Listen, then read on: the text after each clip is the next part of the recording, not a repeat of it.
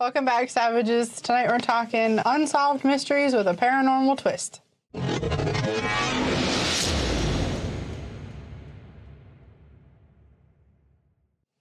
Good job.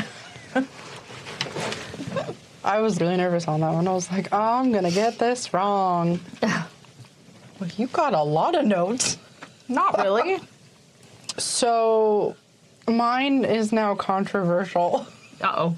After doing the research, a lot of the comments, and that's how I found out actually some of these people's addresses, was that this had actually, I don't know if some of it may or may not be the plot for the Poltergeist movie. So reading about it, there's a lot of things that coincide with the movie, and a lot of people said that this is where Poltergeist actually got some of its ideas. Okay. So now I'm like, okay, here comes my skepticism coming out. So my unsolved mystery, which is on TV, by the way, the Black Hope Cemetery is an African-American cemetery. It was started around the 1930s, between the late 1920s to the early 1940s. The last body that was actually buried was the late 1930s. So it's in Crosby, Texas, which is like a little town, like a small town. The map for this cemetery is actually a subdivision. When you look it up, the address for this house doesn't exist, but it says Black Hope Cemetery over the top of it. Nice. So from the research that I found, the house that is actually involved, or houses, I still haven't quite figured it out, is actually the outskirts of the cemetery. So these people weren't even in the cemetery. Yeah. Which is kind of sad. So we are going to start with Sam and Judith Haney. They bought this house in Crosby, Texas, thought it was going to be their dream home. They had been there for a little while, and they decided that they wanted a swimming pool. Unbeknownst to them, that doesn't turn out well. There was a gentleman that had knocked on their door. Nobody knows who actually told them. All that was reported was that a gentleman had seen the construction stuff and knocked on the door and told these people, do not dig up your backyard because you will find bodies. Who the hell says that? Knock, knock, knock. Hey, there are dead people in your backyard. Why? Because they didn't want a whole show to... Yeah.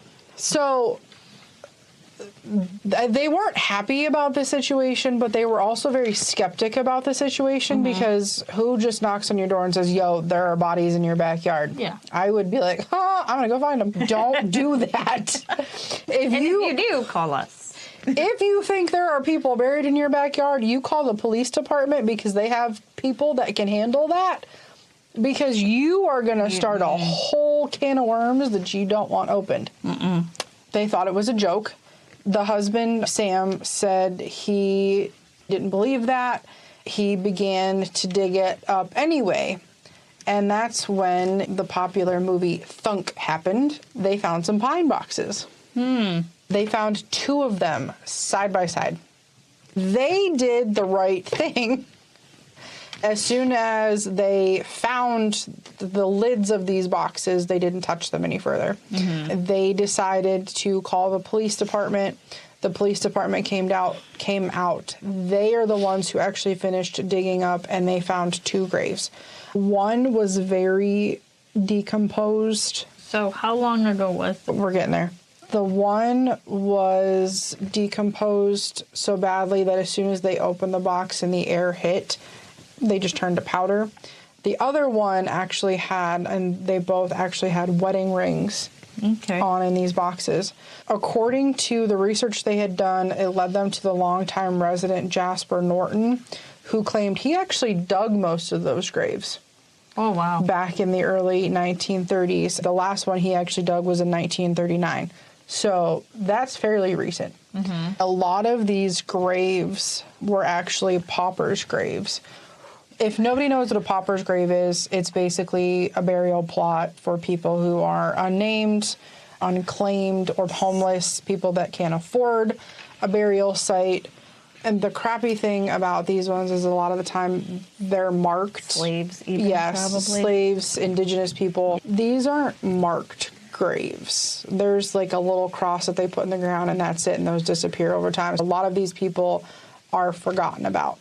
What they were able to find was that these graves, they suspect, belonged to Betty and Charlie Thomas, who died during the early 1930s, and they were buried together. But they weren't buried in the cemetery, which that's what a lot of people are confused about, because they have a cemetery, but they were on the outskirts of the cemetery. So they're trying to figure out if these people were buried by like family or if it was just dump and go kind of thing. So it's possible because land maps change over time. Because according to the map, I don't know how big the cemetery actually was, because a lot of other neighbors have never reported anything. They haven't found any other bodies that they know of. The Hannies did try to rebury them, but the damage was already done. One of the bodies did disintegrate. You can't really bury things again. Once it's open, the can of worms is out, you're screwed. And that's when things started happening. The first thing they noticed was a lot of Judith's stuff would go missing. Apparently she was looking for a specific pair of shoes, and the husband found the shoes near the coffins. Yeah. Okay. There was speculation that some of the neighbors were seeing flashing lights, hearing spooky sounds, and the houses would shake, which is all what happens in the Poltergeist movie. Then we have the next couple who I don't know if they moved into the Hanny house or a similar house on that section. I couldn't find information about that. But Ben and Jean Williams moved in shortly after. Jean was so excited about the house till they moved in, and then it was no longer her happy home. She said everything felt off from day one. Plants were dying.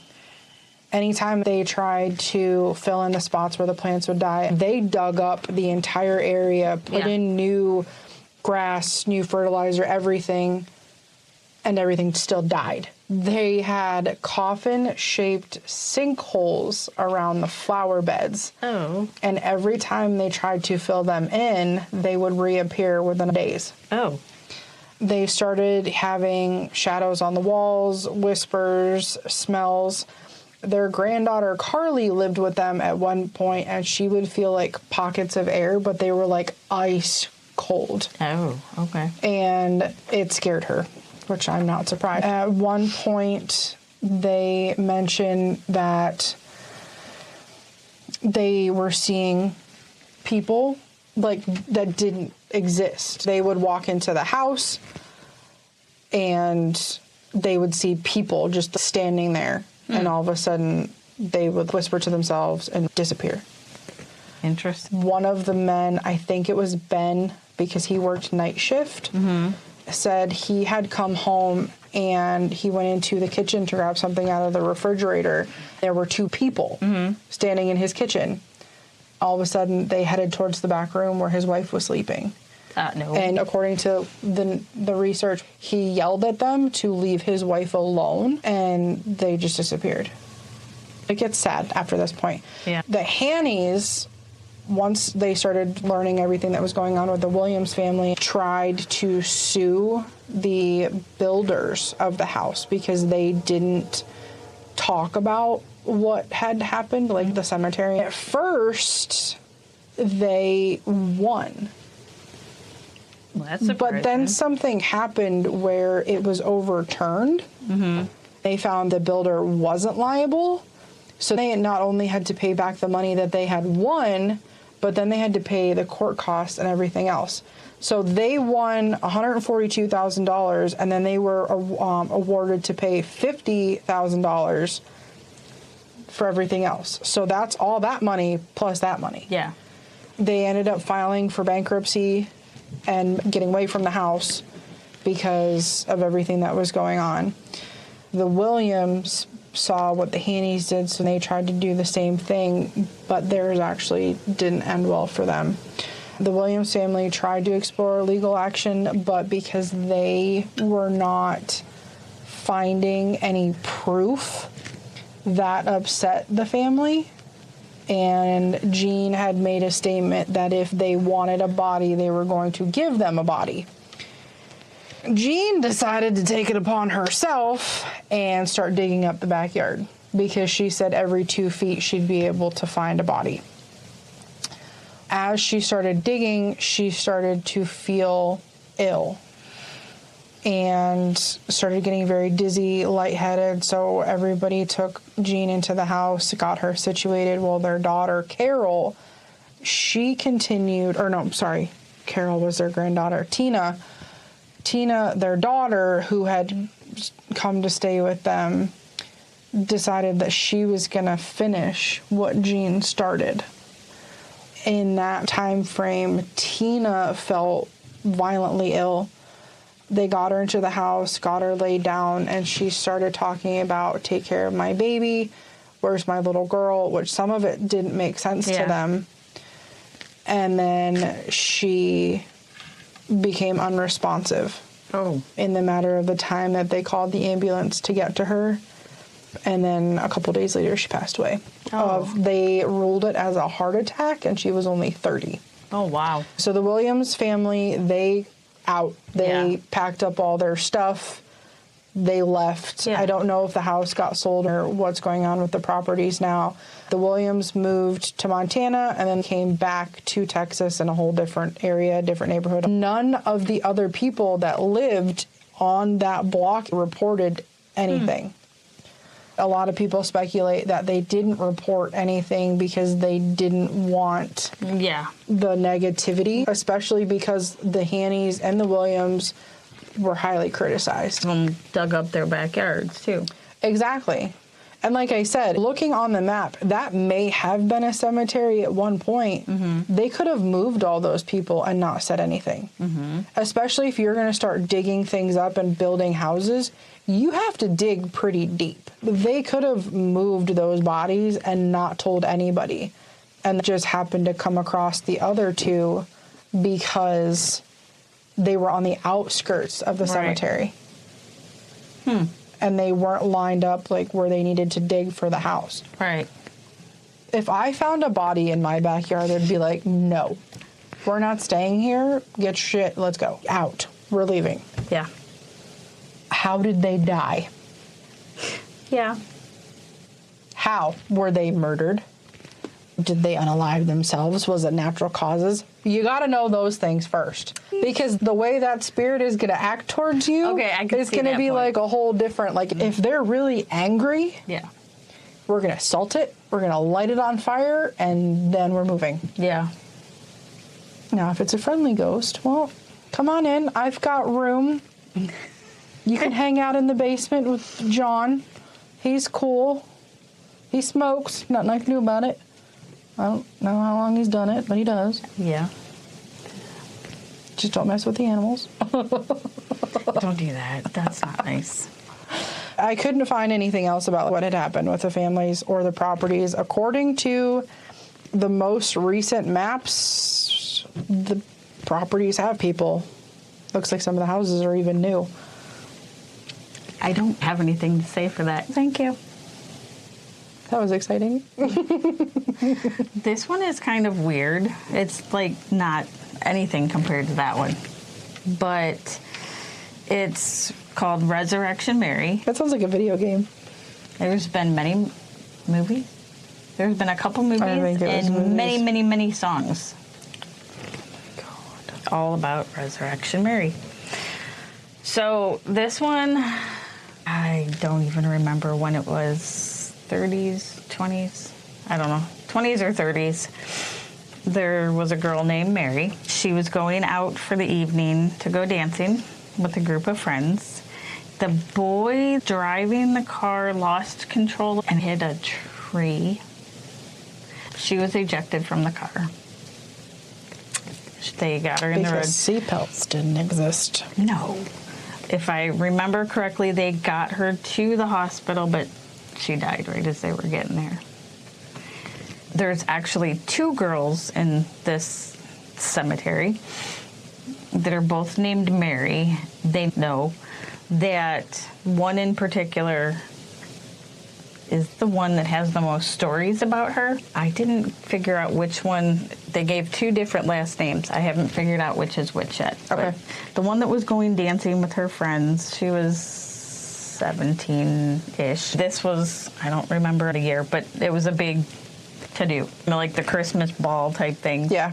And this was something she had waited for months and months.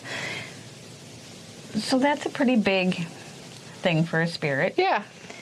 And there's been nice, pretty 17, 18-year-old-ish blonde girls showing up at dances.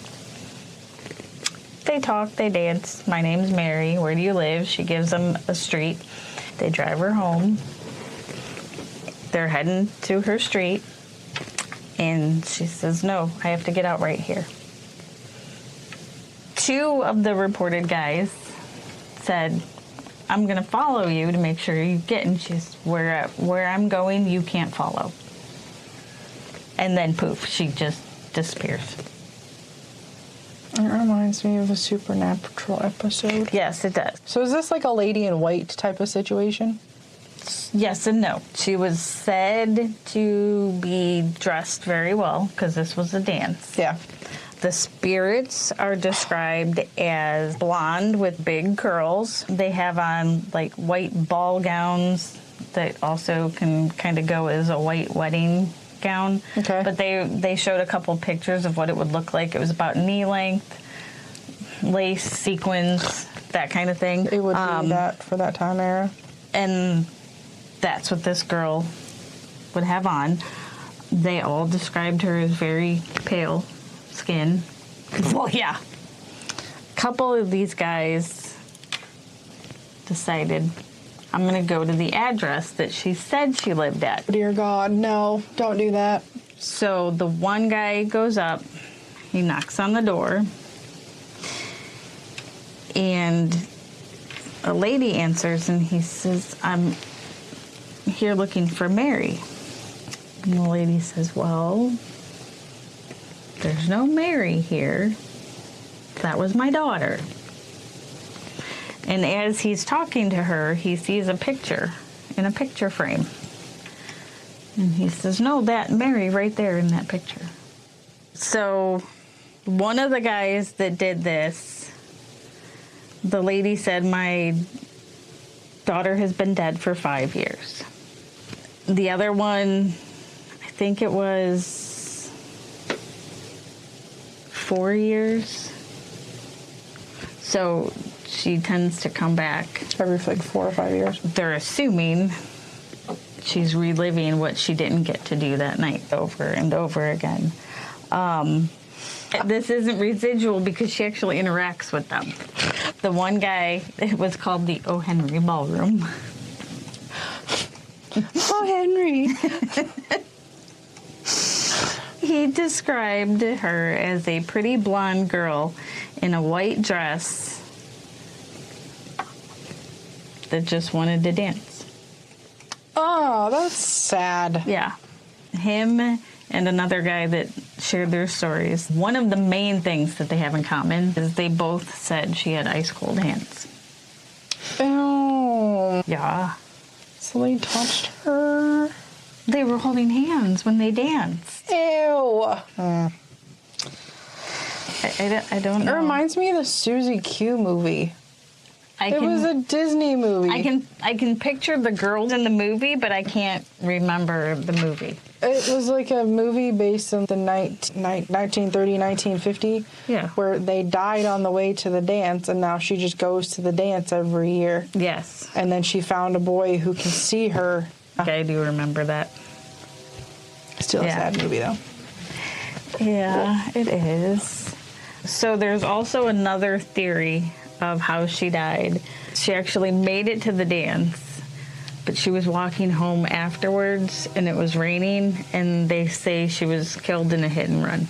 I mean, that happened a lot. Right. And so sometimes when people see her, they actually see 100% convinced they see a girl laying in the road. One guy actually ran to what was then a bar instead of a dance hall, and he says, I need help. I'm pretty sure I just ran over somebody in the road. And the guy's like, what'd she look like? And the guy that owned the bar, he's known this story because people have seen her. Yeah. He says, oh no, that's just Mary. Don't worry, you just hit a ghost. And the guy was like, what? Thinking about I like to go hunt ghosts and stuff. But not that way. I don't want to run one over I don't with my know how car. I would feel if I saw, like, I'm always paranoid that I see stuff that runs out in front of me. But I think if I were to see a person laying in the road, I wouldn't know what to do, because I'd be like, do I get out of my car? Yeah. Or do I just run it over anyway? No, just keep going. Keep going. I would just go around it. Yeah. No. I know there's something there, but I'm not looking. And Oh, it's not over, really what is it, Lane? the other one, Middle Ridge. The one that I take home every night. Yeah. I drive down the center of that road with my high beams on at like 25. It's 45 through there. I'll speed up if I have to. Yeah. And I'm constantly looking left and right. And I'm like, okay, we're good. I don't see anything. Because it is scary. Not only the ghosty things running across the street, but that's where he hit a deer. Yeah, I'm very well aware of the deer in that area. The first known sighting of her was in 1939. So they're thinking that she had to have died 1920 to 1930. Yeah. But yeah, that's really it. It's not anything good and juicy like yours, but it's kind of cool. I liked mine. I read the first paragraph and I was like, ooh, I like this one. Yeah. This well, one's yeah. weird. Yeah, yeah. Oh. But now with after reading everything, and I'm like, is this the Poltergeist plot? A lot of people said that the movie was based on some of this story. Well, that's pretty much how they make 90% of the paranormal movies. They take somebody's story, whether it's real or false. Yeah. Which messes up everything for the future. Yeah, it does, but I mean, you can look at that on a whole nother level where manifesting. Oh, yeah. Got millions of people watching this movie, idolizing this movie. That's like when Terrifier 3 came out and everybody was so excited about it. And I was like, listen, the first person that dresses up like a clown and stands on the road's getting hit. I ain't going through that again. No. What was that, 2016? 2017? It was after. I want to say it was 19, because I think I was just reading about this the other day. The killer clowns that were all over the roads. Yeah, those ones. But that's what people do, especially with this. My thing I heard hooked, and it was on my lap, and I keep trying to pull it back up, and it keeps sliding back down. Nice. Especially with this one, there's at least 3 different pages with different things on it. If you click on it to see how many views the pages have had, that's how the story spreads. And now, how much of this stuff did actually happen? Right. I mean, there is a point on the map that there is or was a cemetery at some point. Yeah, But that's the way that map is. That's really weird. the fact that the cemetery is like right in the middle of a cul-de-sac, Yeah. it was creepy. I mean, we can only hope that whoever drew the maps back in the beginning was a little off, and it's... God, I hope so, because if not, man, those people are going to be in for a rude awakening at some point in their lives. They They had to have moved some of the bodies at some point. Yeah. Because there's no way, especially where some of these houses are built, like their backyards meet, you would have had to have come across something at some point. No, thank you. I have a hard enough time just knowing that pretty much all of this is Native American burial ground. We may not know it's down there, but they probably are. So I don't think No. If there's a chance that was ever a cemetery, I ain't living there. And that's the thing, too, is it's in the history that it was probably a cemetery. And you still have people that chose to buy houses in that development, knowing or finding out at one point that it's a cemetery. Yeah. Move. Cut your losses and go. Goodbye. Like, subscribe, share it with your friends, share it with your enemies. Bye, guys.